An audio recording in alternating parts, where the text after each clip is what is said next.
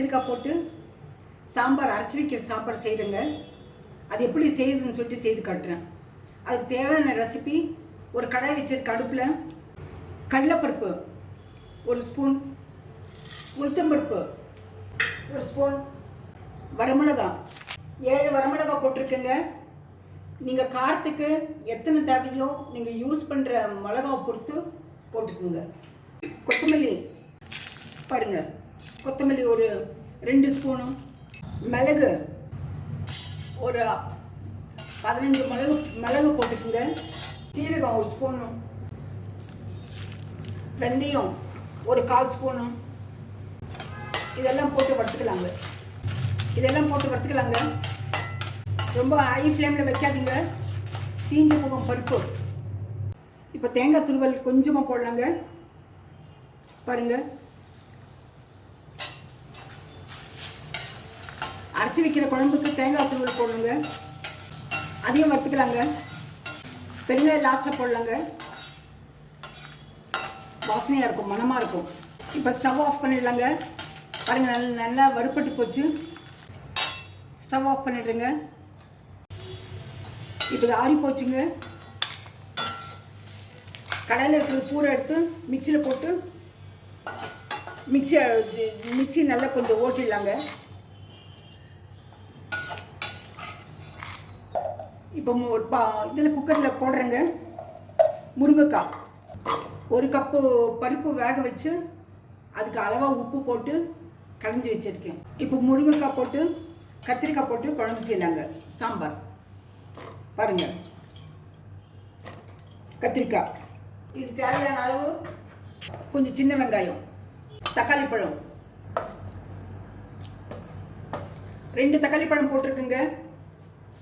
மஞ்சள் தூள், காய்கறி வேகிறதுக்கு ஒரு அளவுக்கு மஞ்சள் தூள் போடலாங்க. பாருங்கள், தகுந்த உப்புங்க. பருப்புக்கு தனியாக உப்பு போட்டிருக்கேன், காய்கறிக்கு உப்பு போட்டுக்கலாம். இதுக்கு அளவான தண்ணி, இது வேகிறதுக்கு தண்ணி ஊற்றுறேங்க. ஸ்டவ் ஆன் பண்ணிக்கலாங்க. பாருங்கள், தேவையான தண்ணி ஊற்றலாம். சும்மா வேகட்டுங்க, விசில் ஒன்றும் விட வேண்டாம், சும்மாவே வேகட்டுங்க. இது மூடி வச்சுட்டா போதும். ஒரு கொதி வச்சு தான் இந்த அரைச்சி ஊற்றுந்த உப்பு ஊற்றலாங்க, போடலாங்க. சும்மா ஒரு கொதிக்கட்டுங்க, அவ்வளோதான். அரைச்சதெல்லாம் ஊற்றி வச்சுங்க. இது கரண்டியில் ஒரு முறை கலக்கி விட்டுலாங்க. திரும்பி மூடி வச்சிடலாங்க. காய் வேகிற வரைக்கும். காய் சீக்கிரம் வேகணும்னாக்க நைட்டை ஃப்ரிட்ஜிலேருந்து காய்கறி எடுத்து வச்சுருங்க. நாளைக்கு என்ன குழம்பு செய்யணும்னு சொல்லிட்டு ஞாபகப்படுத்தி அந்த வெஜிடபிள்ஸ் எடுத்து வெளியே வச்சுருங்க.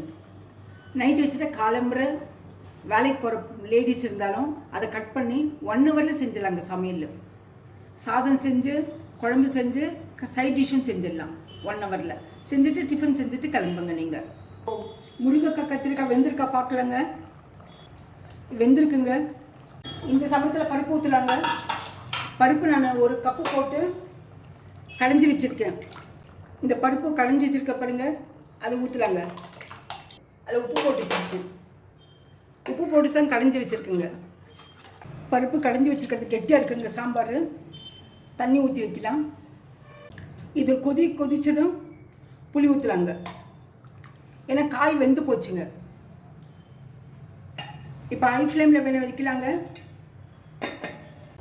பாருங்கள், இப்போ சாம்பார் கொதிக்குதுங்க. பருப்பு ஊற்றி இப்போ புளி ஊற்றலாங்க. புளி ஊற்றிட்டு ஒரு கலக்கி வச்சிடலாங்க. அதுக்கு அளவாக ஒரு நெல்லிக்காய் அளவுக்கு புளி ஊற்றிருக்குங்க. நான் கொதிச்சு தான் ஆஃப் பண்ணிடலாங்க.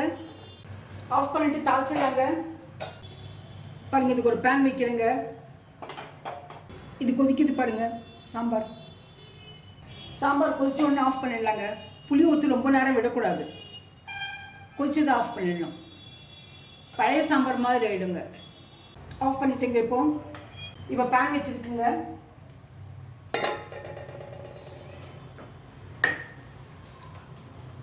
அடுப்பில் ஒரு பேன் வச்சுருக்கேன்.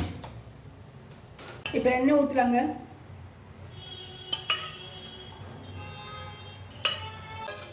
பெரிய ஸ்பூன் 2 ஸ்பூன் ஊற்றிடலாங்க. தாளிச்சா சாம்பார் ரெடிங்க, சாப்பிட்லாம்.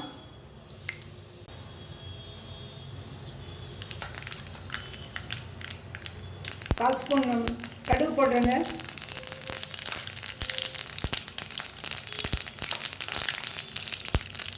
வெள்ளைப்பருப்பு போடுறேன். சீரகம் போடுறேன். 2 வெந்தயம் போடலாங்க. பெருங்காயம் போடலாங்க.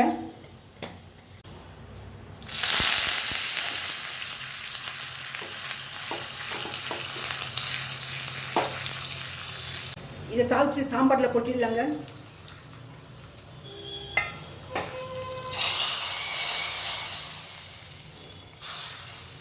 சாம்பார் ரெடிங்க. இப்போது அரைச்சி ஊற்றின சாம்பார் முருங்கை கத்திரிக்காய் போட்டு. இந்த ரெசிபி பிடிச்சிருந்தா லைக் பண்ணுங்கள், ஷேர் பண்ணுங்கள், சப்ஸ்கிரைப் பண்ணுங்கள், மறக்காமல் பெல் பட்டன் ப்ரெஸ் பண்ணுங்கள்.